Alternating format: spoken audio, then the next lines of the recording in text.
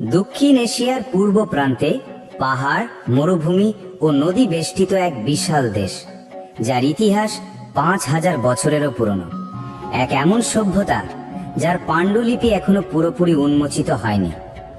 এক জাতি যারা একের পর এক রাজবংশ গড়েছে, পতন দেখেছে, বিদ্রোহ করেছে, বেঁচে থেকেছে, যার দেহ লোহা, আত্মা কাগজ, হৃদয় কল্পনা এবং অস্তিত্ব সময়ের চেয়েও পুরনো।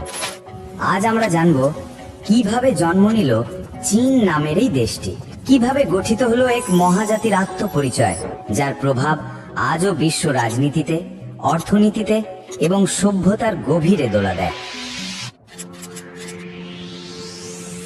সময়টা আজ থেকে প্রায় 5000 বছর আগের। পৃথিবীর মানচিত্র তখনও আঁকা হয়নি, সভ্যতাও তখনও স্পষ্ট আকার পায়নি। কিন্তু হিমালয়ের পাদদেশে, আজকে চীনের উত্তরাংশে, এক নদী যার নাম হুয়াংহে বা হুয়াংহো অর্থাৎ হলুদ নদী। এই নদীটি ছিল ভয়ঙ্কর, ছিল শান্ত, দুটোই। এর করাল বন্যায় হাজারো জীবন বিলীন হয়েছে। আবার এই নদীর সিঞ্চনে গড়ে উঠেছে প্রাচীন চীনা কৃষি। তাই তো চীনারা বলে, হুয়াংহে আমাদের মা। এই নদীর তীর ঘেঁষেই গড়ে ওঠে চীনের প্রাচীনতম সভ্যতা, হুয়াশিয়া, যেখান থেকে চীনের ভাষা, সংস্কৃতি, রাজনীতি সবকিছুর বীজ রোপিত হয়। গবেষকরা বলেন, হুয়াংহে নদীর পাশেই জন্ম নিয়েছিল ন্যাঙ্গাও সভ্যতা এবং পরে লুয়াংঝু সংস্কৃতি। এদের মূল ভিত্তি ছিল কৃষি। মানুষ তখন ধান চাষ করত, পশুপালন করত এবং গৃহস্থালির জন্য মাটি দিয়ে বানাতো পাত্র। তাদের হাতে ছিল না কোনো ধাতব অস্ত্র, ছিল না কোনো রাজা, কিন্তু ছিল সমাজবদ্ধ জীবন, ধর্মীয় রীতি এবং সংগঠিত ভাবনার বীজ। সেই সময়ের আবিষ্কারগুলো, যেমন চক্রাকৃতি বাসন, মৃত্তিকার চিত্রশিল্প এবং গৃহস্থালী বস্তু আমাদের বলে দেয় এই ছিল এক সুপ্ত চীন।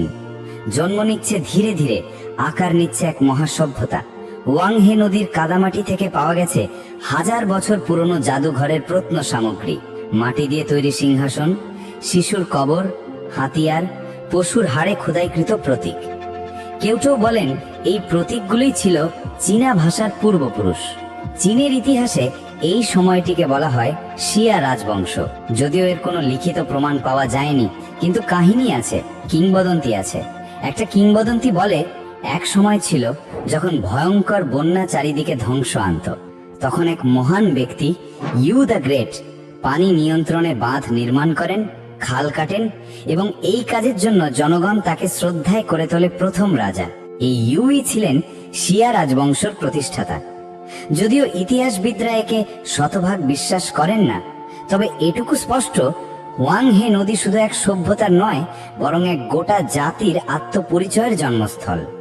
এই অঞ্চলেই প্রথম দেখা মেলে মন্দিরের, পুরোহিত শ্রেণীর আকাশ পূজার রীতির, এক অদৃশ্য শক্তিকে কেন্দ্র করে সমাজ গঠনের চেষ্টা। মানুষের মন তখন প্রশ্নে ভরা। কে সৃষ্টি করলো এই প্রকৃতি? কেন আসে বন্যা? কেন রোদে ফসল হয়? আর এই সব প্রশ্ন থেকেই জন্ম নেয় চিন্তা, দর্শন, বিশ্বাস। আর এই সময়ে ড্রাগনের ধারণা জন্ম নেয় চীনা সমাজে। না কোনো ভয়ঙ্কর দানব হিসাবে নয়, বরং এক পবিত্র রূপে। ড্রাগন ছিল তাদের কাছে জল, বৃষ্টি, ফলন ও রাজত্বের প্রতীক। গবেষণায় জানা যায়, প্রাচীন চীনা সমাজে মানুষ বিশ্বাস করত আকাশে উচ্চতর শক্তি রয়েছে, যাকে তারা বলতো টিয়েন অর্থাৎ স্বর্গ। এই বিশ্বাসী ভবিষ্যতের রাজতন্ত্রে একদিন গড়ে দেবে ম্যান্ডেট অফ হেভেনের ধারণা, যার মানে একজন শাসক তখনই রাজা হতে পারে যদি স্বর্গ তাকে অনুমোদন দেয়। তাই বলা হয়, চীনের জন্ম শুধু একটি সভ্যতার নয়, বরং এক দর্শনের জন্ম। হুয়াংহে নদীর জল শুধু জমি ভেজায়নি, এটি ভিজিয়েছে কল্পনা, সৃষ্টি করেছে চিন্তা, আর সেই ভাবনার ফলেই ধাপে ধাপে গড়ে উঠেছে এক মহাশক্তি, চীন।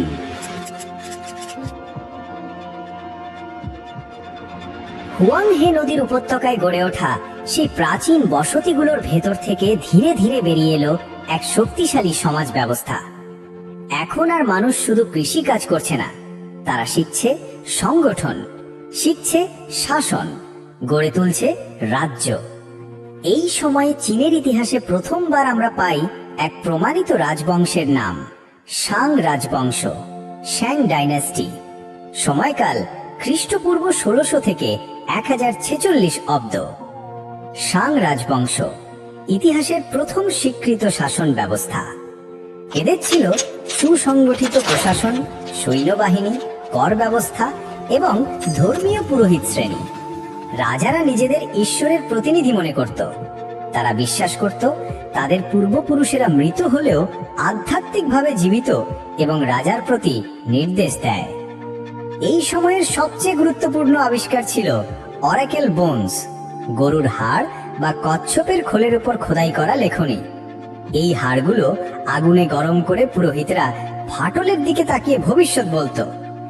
এই খোদাই ছিল চীনা ভাষার প্রাচীনতম রূপ, যাকে বলা হয় জিয়াগুয়ান। এই লেখনীগুলো ছিল প্রশ্নোত্তরমূলক, যেমন আগামীকাল বৃষ্টি হবে, যুদ্ধ করলে জয় পাবো। ইতিহাসবিদরা এই লেখাগুলো বিশ্লেষণ করে চীনা ভাষার বিবর্তনকে বুঝতে পেরেছেন। শাং রাজবংশের আরেকটি গুরুত্বপূর্ণ দিক ছিল ব্রোঞ্জ প্রযুক্তি। তারা ছিল ব্রোঞ্জে তৈরি অস্ত্র, বাসনপত্র, প্রতিমা নির্মাণে পারদর্শী। যুদ্ধ ছিল তাদের সংস্কৃতির অংশ। শক্তি ও সম্মান, এই ছিল শাসনের মূল মন্ত্র।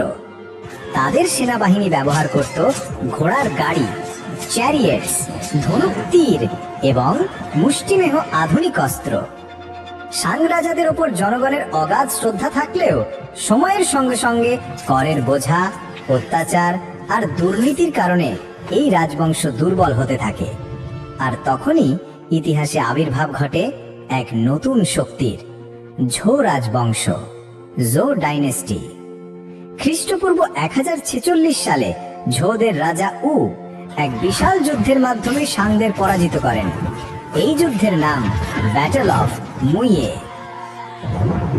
এখানে প্রথম দেখা যায় একটা দর্শন, একটা রাজনৈতিক নীতিমালা, যার নাম ম্যান্ডেট অফ হেভেন।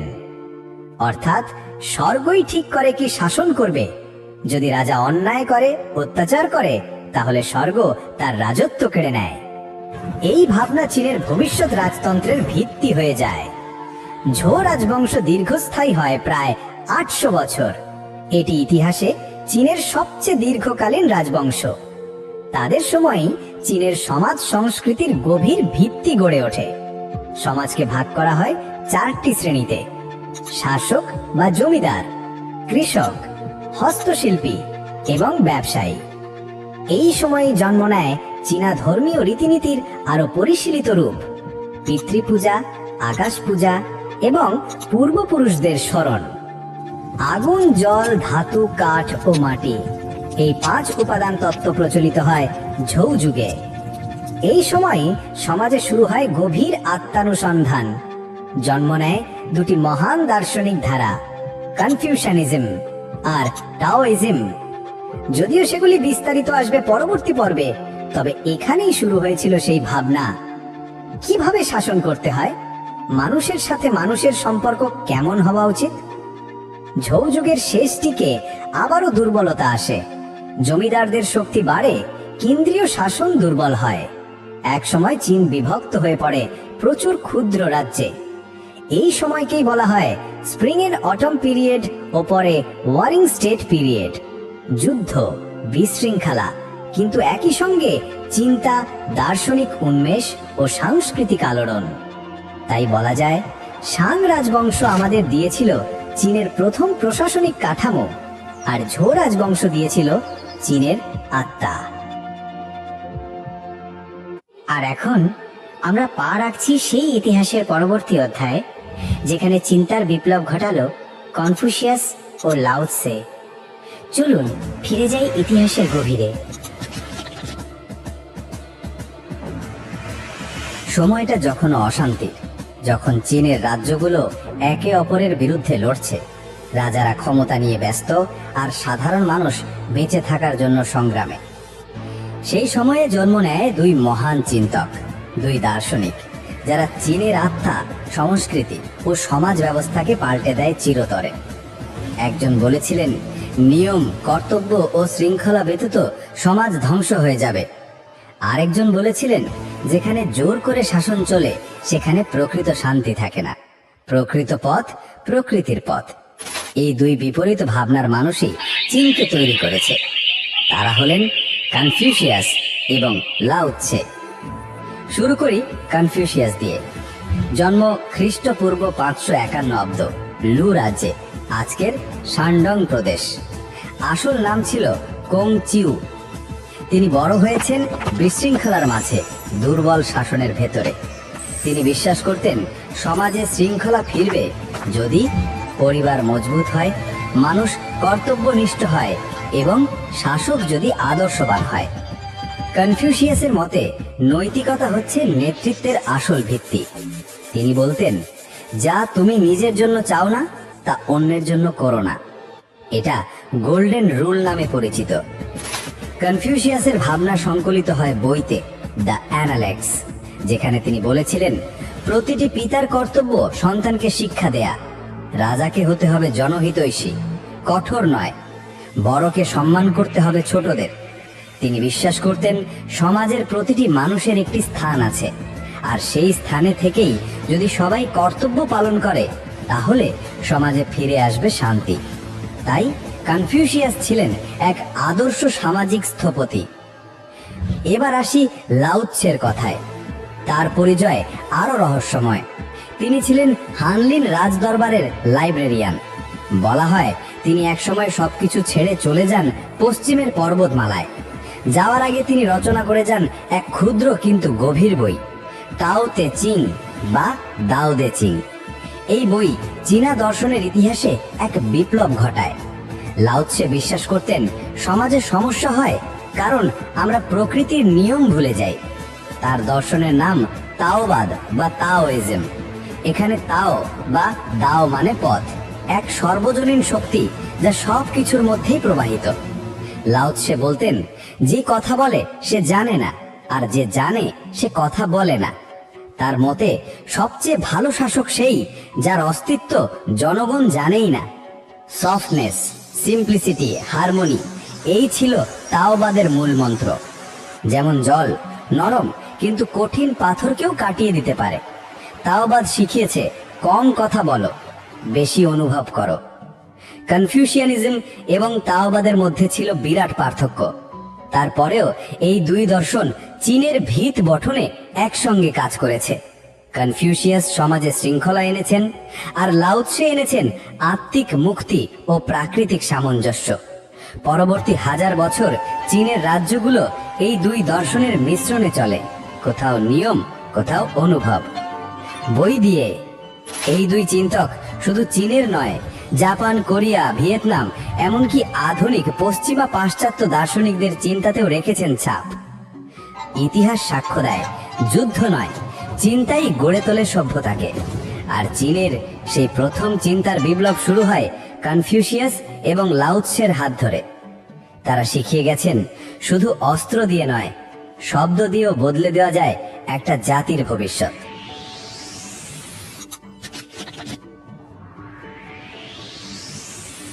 সময়টা খ্রিস্টপূর্ব 3য় শতক। চীনের ভেতর তখন বিশৃঙ্খলা, যুদ্ধ আর প্রতিযোগিতা। ছোট ছোট 7টি রাজ্য একে অপরের বিরুদ্ধে রক্তাক্ত সংঘর্ষে ব্যস্ত। মানুষ ক্লান্ত, শান্তি নেই, ঐক্য নেই। এই দাঙ্গা ধ্বংসের মাঝেই আবির্ভাব ঘটে ইতিহাসের এক বিস্ময়কর চরিত্রের, কিং শি হুয়াং, যিনি প্রথমবারের মতো 7টি যুদ্ধরত রাজ্যকে একত্র করেন, গঠন করেন এক ঐক্যবদ্ধ চীন, the first empire of China. King she Huang, যার নামের অর্থই দ্য ফার্স্ট এম্পায়ার। তার রাজত্ব শুরু হয় মাত্র 13 বছর বয়সে, কিন্তু অল্প সময়ে তিনি প্রমাণ করেন তিনি শুধু রাজা নন, তিনি একজন দিগন্ত ভাঙা দূরদর্শী শাসক। তিনি ছিলেন কিন রাজ্যের রাজপুত্র ইং জ্যাং। একে একে জয় করেন অন্যান্য রাজ্য, হান, ঝাও, ইয়ান, ওয়েই, চু, কি, সব। খ্রিস্টপূর্ব 221 অব্দে সবগুলো রাজ্যকে মিলিয়ে গঠন করেন থং ই চুংগুয়া, ইউনিফাইড চায়না, এবং নিজেকে ঘোষণা করেন কিং শি হুয়াংদি, প্রথম সম্রাট। এখন আর চীন রাজ্য নয়, এটি একটি সাম্রাজ্য। শুরু হয় এক বিস্ময়কর প্রশাসনিক পরিবর্তন। এক শাসক, এক আইন, এক ভাষা, এক পরিমাপ ব্যবস্থা, এক মুদ্রা। তিনি পুরো চীনে ওজন ও মাপ এক করে ফেলেন। চীনা অক্ষরের স্ট্যান্ডার্ড রূপ চালু করেন। পথঘাট, কর ব্যবস্থা এবং সেনাবাহিনীতে সংস্কার আনেন। এই প্রশাসনিক দক্ষতাই তাকে করেছে কিংবদন্তি। কিন্তু এই ইতিহাসের আরেকটি মুখও আছে। কিং শি হুয়াং ছিলেন প্রচণ্ড এক নায়ক।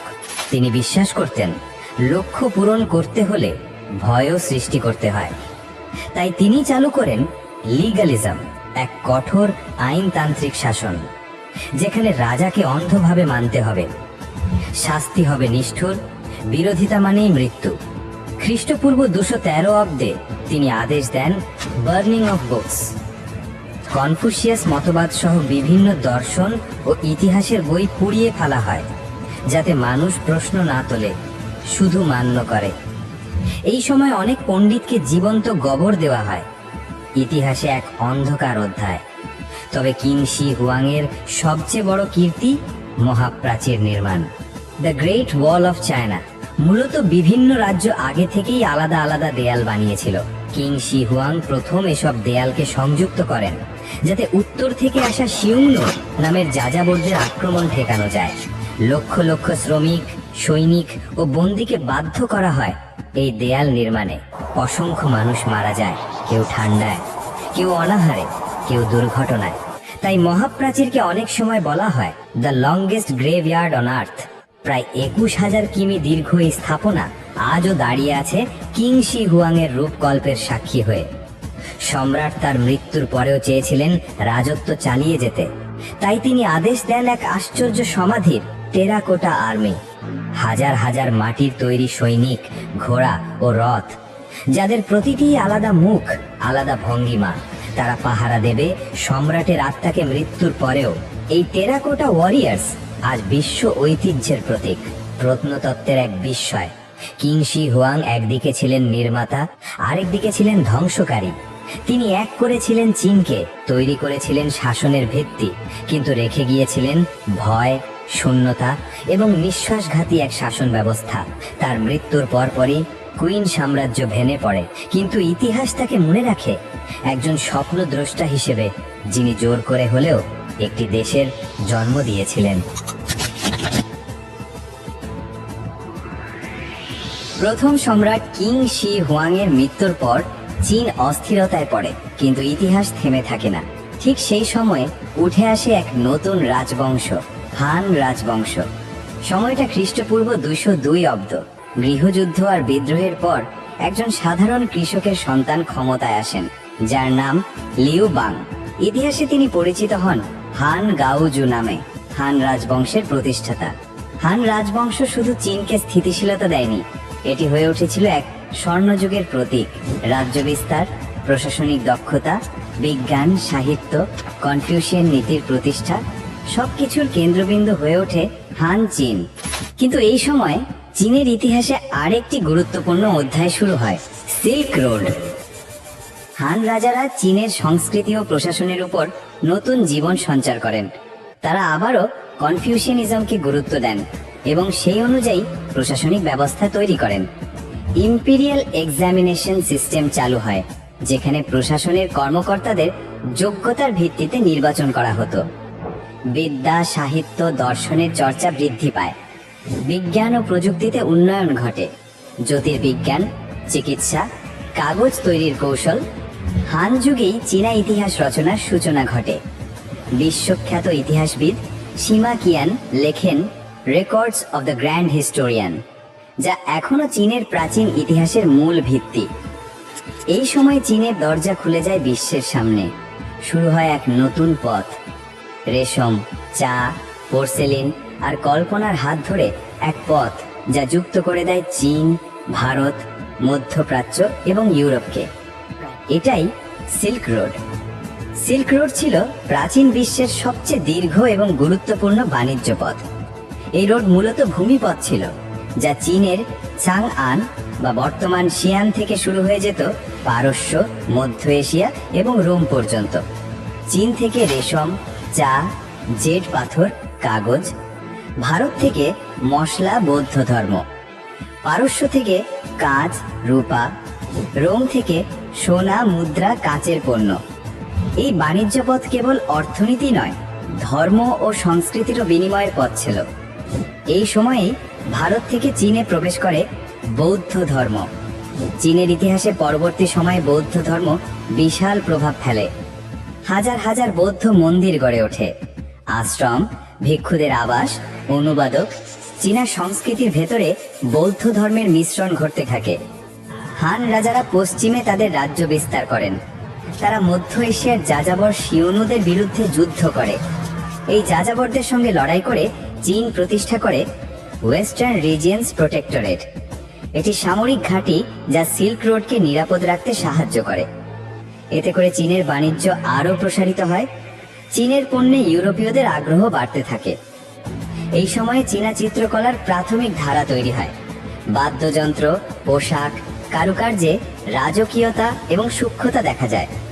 শিকার, যুদ্ধ এবং রাজ্য জয়ের চিত্র ভেসে ওঠে মাটির পাত্রে।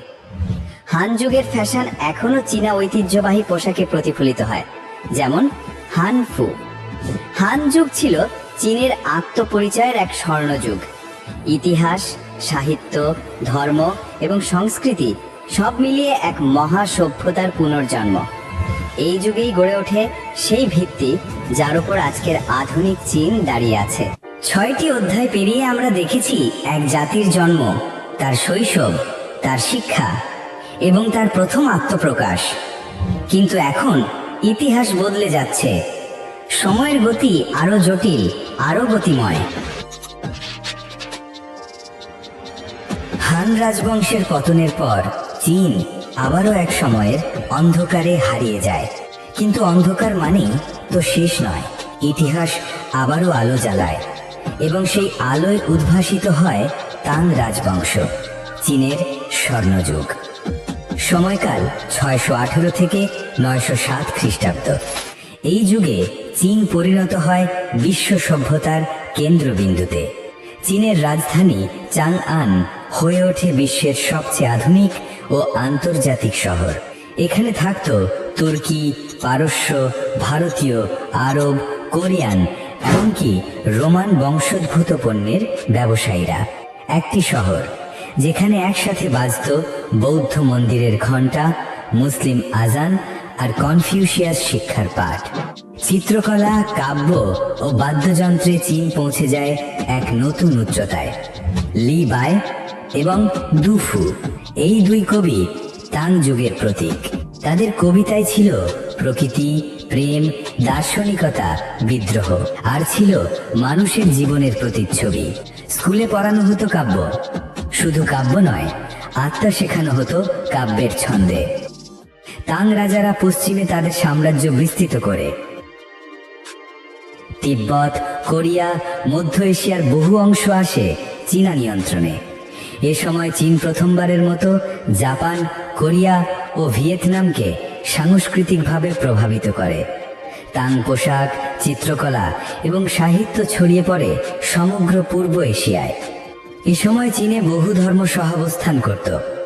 বৌদ্ধ ধর্ম, হাজার হাজার মঠ তৈরি হয়, দুনহাং কেভসের মতো স্থাপত্য নির্মাণ হয়। তাওবাদ, চীনের নিজস্ব দর্শন ও আধ্যাত্মিক ধারা। ইসলাম ও খ্রিস্ট ধর্ম, আরব ব্যবসায়ীদের মাধ্যমে আসে ইসলাম। খ্রিস্ট ধর্ম আসে নেস্টোরিয়ানদের মাধ্যমে। এ এক সত্যিকারের ধর্মীয় মেলবন্ধনের সমাজ ছিল। সময়কাল 960 থেকে 1279 খ্রিস্টাব্দ। তাং যুগের পতনের পর আসে সাং রাজবংশ, যা চীনকে দেয় প্রযুক্তি ও অর্থনীতির এক রেনেসা। এই যুগেই তৈরি হয় প্রথম কাগজের মুদ্রা, গান powder, compass, movable type printing. এমন এক যুগ যেখানে জ্ঞানের আলো ছড়িয়ে পড়ে শহর থেকে গ্রামে। পাঠাগার, বিশ্ববিদ্যালয়, স্কুল গড়ে ওঠে। কৃষিক্ষেত্রে নতুন প্রযুক্তি ব্যবহারে খাদ্য উৎপাদন বৃদ্ধি পায়। রাইস ফ্রম চাম্পা, ভিয়েতনাম এনে চাষে বিপ্লব ঘটে। শহরগুলোতে বাজার, হাট, আন্তর্জাতিক বাণিজ্য বিস্তার লাভ করে। চিত্রকলায় জ্যামিতিক ছন্দ, অক্ষরশৈলী আরো নিখুঁত হয়। কেরামিক শিল্পে চীন পৌঁছে যায় শীর্ষে। চীনামাটির বাসন বিশ্বব্যাপী প্রসিদ্ধ হয়। 1271 সালে মঙ্গল নেতা কুবলাই খান প্রতিষ্ঠা করেন ইউয়ান রাজবংশ, চীনের প্রথম অচীনা শাসক গোষ্ঠী। এখন চীন শাসিত হচ্ছে উত্তর থেকে আসা এক যোদ্ধা জাতির দ্বারা। মঙ্গলরা নিয়ে আসছে এক নতুন শাসন, এক নতুন দৃষ্টিভঙ্গি। ইউরোপ, মধ্য এশিয়া, আরব অঞ্চল পর্যন্ত বিস্তৃত হয় চীন কেন্দ্রিক সাম্রাজ্য। মার্কো পোলো চীন ভ্রমণ করেন এই সময় এবং ইউরোপে চীনের বিস্ময়কর উন্নয়ন নিয়ে লেখেন। প্রশাসনে চীনা, পার্সিয়ান, আরব, টার্কিক সকল জাতির লোক কাজ করত, কিন্তু সাধারণ চীনারা রাজনৈতিক ক্ষমতা থেকে বঞ্চিত ছিল। তাদের ওপর ছিল মঙ্গলদের কঠিন শাসন এবং জাতিগত বৈষম্য। 1294 সালের পর ইউয়ান রাজবংশ দুর্বল হয়ে পড়ে, বিদ্রোহ শুরু হয়। অবশেষে 1368 সালে মিং রাজবংশের মাধ্যমে চীনারা ফিরে পায় স্বাধীনতা। বৈদেশিক শাসনের অভিজ্ঞতা চীনের আত্মপরিচয়কে আরো শক্ত করে তোলে। ইতিহাসের এই অধ্যায় চীনের আত্মপরিচয়ের সংগ্রাম হয়ে দাঁড়ায়। চেঙ্গিস খান, আসল নাম তেমুজিন, জন্ম নেন 1162 সালে মঙ্গোলিয়ার বিস্তৃত তৃণভূমিতে। এই ভূমি ছিল কঠিন, শীতকালে তুষার, গ্রীষ্মে তপ্ত রোদ, আর চারদিকে শুধুই অবারিত ঘাসের সমুদ্র। এই কঠিন পরিবেশেই জন্ম হয়েছিল এমন এক ব্যক্তিত্বের, যিনি সারা এশিয়াকে কাঁপিয়ে তুলবেন। তেমুজিন ছোটবেলায় শিখেছিলেন বাঁচতে হলে লড়তে হবে এবং বিশ্বাসঘাতকতা করলে তার মূল্য দিতে হয় প্রাণ দিয়ে। তার পিতা এক প্রতিদ্বন্দ্বী গোত্রের হাতে বিষ প্রয়োগে নিহত হলে ছোট তেমুজিন ও তার পরিবার চরম দারিদ্র্যে দিন কাটাতে থাকেন, কিন্তু এই কষ্টই তাকে গড়ে তোলে অদম্য যোদ্ধায়। 12 শতকের মঙ্গল তৃণভূমি ছিল অসংখ্য ছোট ছোট গোত্রে বিভক্ত। প্রত্যেকের নিজস্ব নেতা ছিল, আর প্রায় প্রতিদিনই চলত রক্তক্ষয়ী লড়াই। তেমুজিন বুঝেছিলেন যদি তিনি এই গোত্রগুলিকে একত্রিত করতে পারেন তবে একটি অপ্রতিরোধ্য শক্তি গড়ে উঠবে। তিনি কৌশল, রাজনৈতিক বিবাহ আর সামরিক দক্ষতা ব্যবহার করে ধীরে ধীরে সব মঙ্গল গোত্রকে তার পতাকার নিচে আনেন। 1206 সালে তাকে দেওয়া হয় নতুন উপাধি চেঙ্গিস খান, অর্থাৎ সমগ্র বিশ্বের শাসক। চেঙ্গিস খান জানতেন তার যোদ্ধাদের টিকিয়ে রাখতে হলে তাদের খাদ্য, সম্পদ ও বাণিজ্য পথের প্রয়োজন। উত্তরে কঠিন জলবায়ু, কিন্তু দক্ষিণে ছিল ধনী সভ্যতা, চীন। সে সময় চীন বিভক্ত ছিল, উত্তরে জিন রাজবংশ, দক্ষিণে সং রাজবংশ। উত্তরের জিন রাজবংশ ছিল তুলনামূলক দুর্বল, আর তাদের সামরিক শক্তি মঙ্গলদের গতিশীল কৌশলের সামনে দাঁড়াতে পারত না। চেঙ্গিস খানের সেনাবাহিনী শুধু সংখ্যায় বড় ছিল না, বরং অসাধারণ কৌশলীয় ছিল। তারা দ্রুতগতির ঘোড়া সওয়ার বাহিনী, সুনিয়ন্ত্রিত ধনুক ব্যবহার আর মিথ্যা পিছু হটার কৌশলে শত্রুদের ফাঁদে ফেলত। 1209 সালে তিনি পশ্চিম শিয়া রাজ্য আক্রমণ করেন এবং 1211 সালে জিন রাজবংশের দিকে পূর্ণ আক্রমণ চালান। মঙ্গলরা অদ্ভুত নির্মমতা ও কৌশলের মিশ্রণে জয়লাভ করে। অনেক শহর ধ্বংস হয়, লক্ষাধিক মানুষ নিহত হয়। কিন্তু চেঙ্গিস শুধু ধ্বংসই করেননি, তিনি বাণিজ্য, ডাক ব্যবস্থা এবং আইন কানুনও চালু করেছিলেন, যা পরে চীনের প্রশাসনিক ব্যবস্থায় প্রভাব ফেলেছিল। চেঙ্গিস খানের মৃত্যুর পর 1227 সালে তার উত্তরাধিকারীরা চীনের দিকে আরো অগ্রসর হন। অবশেষে তার নাতি কুবলাই খান 1279 সালে সমগ্র চীন জয় করে ইউয়ান সাম্রাজ্য প্রতিষ্ঠা করেন। এই সময় চীন প্রথমবারের মতো সম্পূর্ণভাবে একটি বিদেশি শাসকের অধীনে আসে। মঙ্গল শাসনে চীন নতুন বাণিজ্য পথের সাথে যুক্ত হয়, বিশেষ করে সিল্ক রোডের মাধ্যমে ইউরোপ ও মধ্যপ্রাচ্যের সাথে বাণিজ্য বাড়ে। তবে যুদ্ধ ও শোষণের কারণে কৃষিজ উৎপাদন কমে যায়, আর বহু চীনা নাগরিক কষ্টে জীবনযাপন করত। চেঙ্গিস খান ছিলেন একদিকে নির্মম যোদ্ধা, অন্যদিকে দক্ষ সংগঠক। চীনের ইতিহাসে তার প্রভাব দ্বিমুখী, একদিকে ধ্বংস, লুট ও হত্যাযজ্ঞ, অন্যদিকে প্রশাসনিক সংস্কার ও বাণিজ্যের প্রসার। আজও মঙ্গোলিয়া ও চীনের সীমান্ত অঞ্চলে তার নাম কিংবদন্তি হয়ে আছে। চীনের ঐতিহাসিক ধারায় চেঙ্গিস খান ছিলেন সেই ঝড় যা পুরনো প্রথা ভেঙে নতুন এক যুগের দরজা খুলে দিয়েছিল। চেঙ্গিস খানের মৃত্যুর পরেও মঙ্গল সাম্রাজ্য থেমে থাকেনি।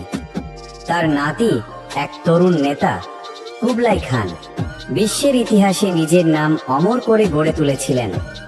1271 সালে তিনি প্রতিষ্ঠা করেন ইউয়ান রাজবংশ, যা চীনের প্রথম বিদেশি শাসক গোষ্ঠীর সাম্রাজ্য। ইউয়ান সাম্রাজ্যের রাজধানী ছিল দার্জিলিং এর নিকটে অবস্থিত খানবালিক, আজকের বেইজিং। এই সময় চীন হয়ে ওঠে এক বৈচিত্র্যময় বহুজাতিক সাম্রাজ্য। মঙ্গল, চীনা, পার্সিয়ান, তিব্বতী ও ইউরোপীয়রা একসাথে বসবাস করত, বাণিজ্য করত। সিল্ক রোডের বাণিজ্য এই সময় নতুন উচ্চতায় পৌঁছায়। ইউরোপের এক বিস্ময়কর ভ্রমণকারী মার্কো পোলো ইউয়ান রাজ্যে এসে লেখে, আমি এমন এক দেশ দেখেছি যেখানে নগরীর রাস্তা পাথরের, যেখানে বিশাল বিশাল মন্দির, প্রাসাদ এবং শত শত যানবাহন চলেছে। কুবলাই খানের শাসনে সাংস্কৃতিক ও প্রযুক্তিগত বিকাশ ঘটে। তিনি চালু করেন নতুন কর ব্যবস্থা, সংস্কার করেন প্রশাসন, উন্নত করেন অবকাঠামো এবং কৃষিক্ষেত্রেও উন্নতি সাধন করেন। ইউয়ান যুগে চীনে আসে প্রথম ছাপাখানা বা প্রিন্টিং প্রেস, যা জ্ঞান ছড়ানোর ক্ষেত্রে এক বিপ্লব নিয়ে আসে। শিল্প ও সাহিত্যেও এই যুগ ছিল সমৃদ্ধ, কিন্তু ইউয়ান রাজবংশের শাসন ছিল একদিকে বহুত্ববাদী, অন্যদিকে কঠোর। চীনা জনসাধারণের জন্য শাসন ছিল কঠোর, আর জাতিগত বৈষম্য লেগেছিল গভীর। ইউয়ান রাজবংশের পতনের সূচনা হয় বিদ্রোহ এবং অসন্তোষ থেকে। 1368 সালে মিং রাজবংশ প্রতিষ্ঠিত হয়, যা চীনের ইতিহাসে নতুন যুগের শুরু। ইউয়ান সাম্রাজ্যের ইতিহাস আজও আমাদের শেখায় কিভাবে শক্তি, সংস্কৃতি এবং নেতৃত্বের মেলবন্ধন একটি সভ্যতাকে গড়ে তোলে, আর কিভাবে ঐক্যবদ্ধতা না থাকলে শক্তিও দীর্ঘস্থায়ী হয় না।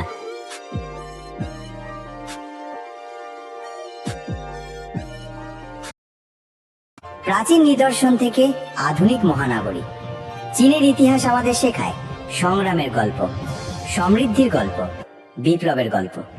মিং ও চিং রাজবংশের সুবর্ণ অধ্যায়ের পর চীন প্রবেশ করল নতুন এক অন্ধকারে। পশ্চিমা উপনিবেশবাদ, আফিম যুদ্ধের তাণ্ডব আর বিপ্লবের আগুন জ্বলতে লাগলো। মাও জেদং এর নেতৃত্বে সমাজতন্ত্রের নতুন দিগন্ত উন্মোচিত হলো, যেখানে সংস্কৃতি বিপ্লব কেটে যায় ঐতিহ্যের পথে, আর অর্থনৈতিক রূপান্তর বদলে দেয় বিশ্বের দ্বিতীয় বৃহত্তম শক্তিকে। এখন চলুন দেখি কিভাবে এই সব ঘটনা মিলে গড়ে তুলল আধুনিক চীন, এক দেশ যার ইতিহাস কখনো থামে না, যার গল্প এখনো লেখা হচ্ছে। চীনের ইতিহাসের এক দীর্ঘ পথ চলায় মিং ও চিং রাজবংশ যুগ ছিল এক বিশাল মাইল ফলক, যেখানে সভ্যতার শিখর স্পর্শ করার পাশাপাশি ধীরে ধীরে সাম্রাজ্যের পতনের বীজও বোনা শুরু হয়। এই দুই যুগ চীনের রাজনৈতিক, সাংস্কৃতিক, অর্থনৈতিক ও সামাজিক জীবনের বহু দিককে গড়ে তোলে। 1368 সালে মঙ্গলদের ইউয়ান শাসন শেষ করে মিং রাজবংশ প্রতিষ্ঠা করেন ঝু ইউয়ান ঝ্যাং, যিনি পরবর্তীতে সম্রাট হংও নামে পরিচিত হন। একজন সাধারণ কৃষক পরিবার থেকে উঠে আসা নেতা হিসেবে তিনি ছিলেন এক কঠোর এবং দৃঢ় সংকল্পশীল মানুষ, যিনি চীনের শোষিত জনগণের আশা ভরসার প্রতীক হয়ে ওঠেন। মিং রাজবংশ চীনে মঙ্গল শাসনের অপমান ও বিধ্বস্ত অবস্থা থেকে পুনরুদ্ধারের প্রতিশ্রুতি নিয়ে আসে। এই রাজবংশের শাসন ব্যবস্থা ছিল মজবুত ও সুসংগঠিত। মিং শাসকেরা পূর্বতন নীতি সংস্কারের মাধ্যমে প্রশাসনকে শক্তিশালী করলেন। কর ব্যবস্থায় জোরদার করা হয় এবং জমির অধিকার কৃষকদের হাতে দেয়া হয়, যা কৃষিজ উৎপাদনে ব্যাপক উন্নতি ঘটায়। মিং রাজবংশের প্রথম রাজধানী ছিল নানজিং, যা তাদের শক্তি ও স্থিতিশীলতার প্রতীক ছিল। তবে পরবর্তীতে সম্রাট ইয়ংলে রাজধানী স্থানান্তর করে পূর্ব চীনের বেইজিংতে নিয়ে যান। বেইজিংতে তিনি নির্মাণ করান বিশ্বের বৃহত্তম প্রাসাদ কমপ্লেক্স, আজকের ফরবিডেন সিটি। ফরবিডেন সিটি শুধু রাজকীয় আসন ছিল না, বরং এটি চীনের প্রশাসনিক ও সাংস্কৃতিক কেন্দ্র হয়ে ওঠে, যা চীনের ইতিহাসে এক গুরুত্বপূর্ণ স্থাপত্যের নিদর্শন হিসেবে আজও দাঁড়িয়ে আছে। মিং রাজবংশ কৃষি খাতকে অগ্রাধিকার দিয়ে অনেক উন্নত ব্যবস্থা গ্রহণ করে। জলে চাষের জন্য নতুন পরিকল্পনা ও সেচ ব্যবস্থা চালু করা হয়। বিশেষ করে ধানের নতুন জাত উদ্ভাবন হয়, যা অধিক ফলনশীল। কর ব্যবস্থা সহজতর ও কার্যকর করা হয়, যা অর্থনীতিকে আরো সচল করে তোলে। চীনের অর্থনীতি এই সময় বিস্তর উন্নতি লাভ করে। সামুদ্রিক বাণিজ্যের বিকাশ ঘটে এবং চীনের রেশম, মশলা, সেরামিক পণ্য বিশ্ববাজারে প্রসিদ্ধ হয়। ইউরোপীয় বণিকদের আগমন ঘটে চীনে, যারা চীনা পণ্যের জন্য প্রচুর সোনা ও রূপা নিয়ে আসত। মিং যুগের অন্যতম বিস্ময়কর ঘটনা ছিল সামুদ্রিক অভিযান। 1405 থেকে 1433 মাইলের মধ্যে ঝেংহে নামে এক বিশাল নৌবাহিনী নেতৃত্ব দেন মিশনে, যা ভারত মহাসাগর ও আফ্রিকার পূর্ব উপকূলে পর্যন্ত পৌঁছে। এই সামুদ্রিক অভিযান ছিল এক ঐতিহাসিক ঘটনাচক্র, যেখানে চীনের বিশাল ও অত্যাধুনিক জাহাজ বহর বিশ্বের বিভিন্ন দেশের সঙ্গে বাণিজ্য ও কূটনীতি চালায়। কিন্তু রাজনৈতিক কারণে এই অভিযান হঠাৎ বন্ধ হয়ে যায় এবং পরবর্তীতে চীন নৌন অন্তরীণ নীতি গ্রহণ করে, যা চীনের সামুদ্রিক শক্তিকে অনেকাংশে সংকুচিত করে। 1644 সালে মাঞ্চু জাতির উত্থান ঘটে, যখন তারা মিং রাজবংশকে পরাজিত করে চীন রাজবংশ প্রতিষ্ঠা করে। চীন রাজবংশ দীর্ঘস্থায়ী হয় প্রায় 270 বছর পর্যন্ত। শাসন ব্যবস্থায় তারা অনেক সংস্কার ও উন্নতি নিয়ে আসে।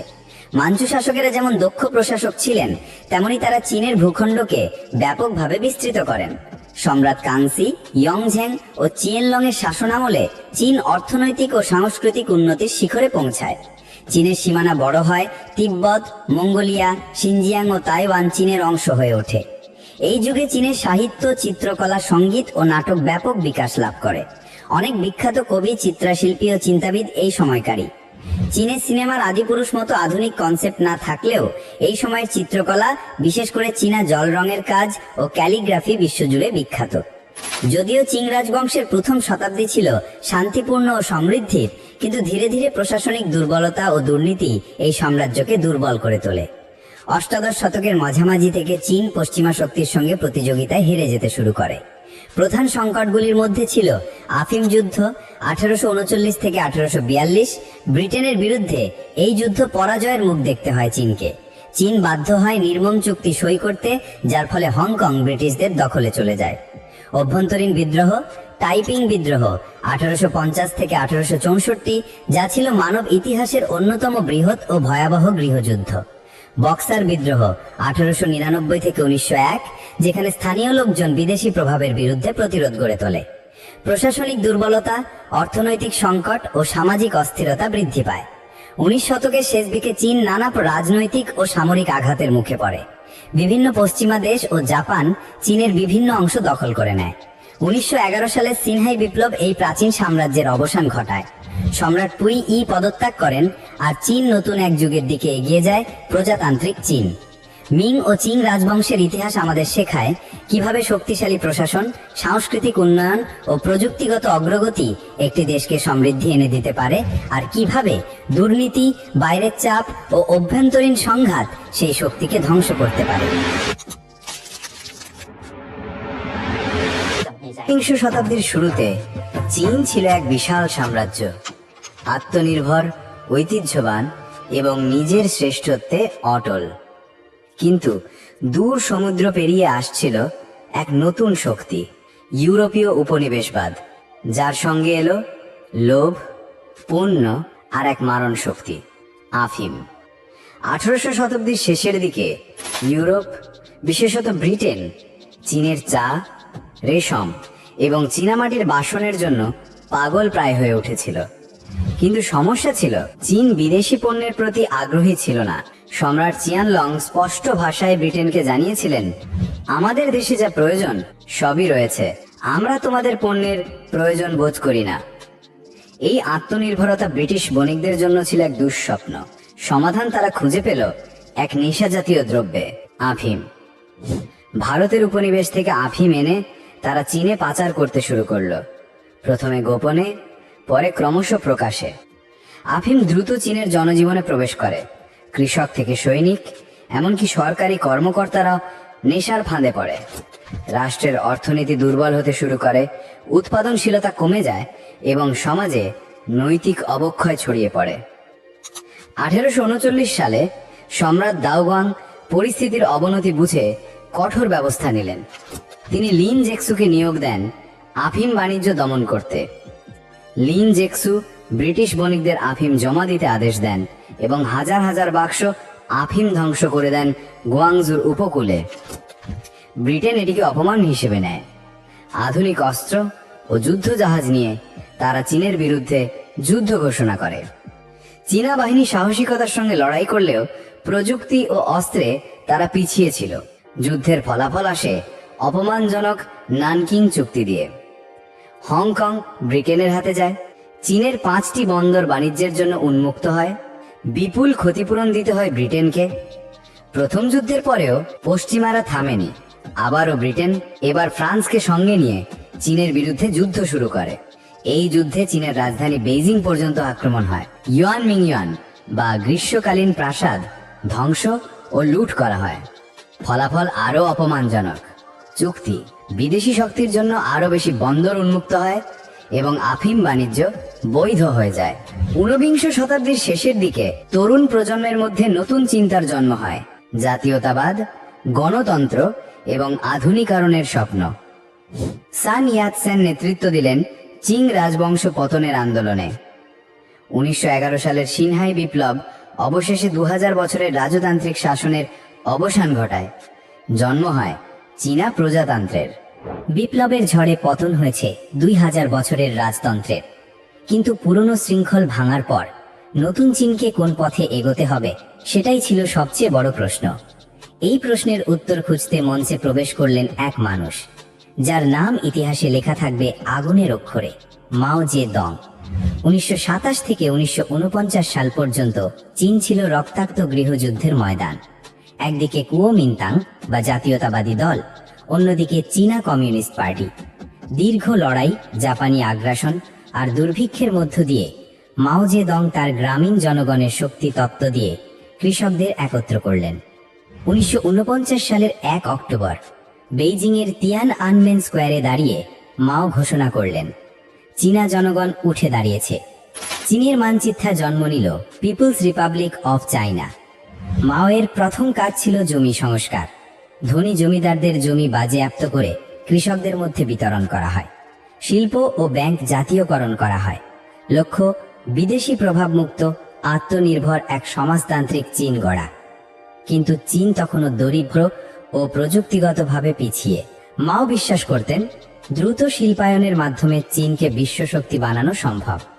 মাওয়ের উচ্চাকাঙ্ক্ষী পরিকল্পনা কৃষি ও শিল্প উৎপাদন একসাথে বাড়ানো, পিপলস কমিউন প্রতিষ্ঠা, ইস্পাত উৎপাদনে গ্রামীণ চুল্লি, কৃষিক্ষেত্রে নতুন প্রযুক্তি প্রয়োগ। কিন্তু বাস্তবে ফল হয় উল্টো। ভুল নীতি, অতিরিক্ত উৎপাদনের দাবি আর প্রাকৃতিক দুর্যোগের কারণে ঘটে ভয়াবহ দুর্ভিক্ষ। প্রায় 3 কোটি মানুষের মৃত্যু হয়। মাও আশঙ্কা করছিলেন পার্টির ভেতর থেকে পুঁজিবাদী ও প্রতিক্রিয়াশীল শক্তি আবার মাথা তুলছে। তার ডাক রেড গার্ডস গঠন করে সংস্কৃতি বিপ্লব শুরু। স্কুল ও বিশ্ববিদ্যালয় বন্ধ হয়ে যায়। বুদ্ধিজীবী, শিল্পী, শিক্ষক সবাইকে জনগণের শত্রু হিসেবে নির্যাতন করা হয়। পুরনো ঐতিহ্য, বই, মন্দির ধ্বংস হয়। 10 বছরের এই অস্থিরতায় লাখ লাখ মানুষ নির্যাতনের শিকার হয়। চীনের অর্থনীতি ও শিক্ষা ব্যবস্থা ভেঙে পড়ে।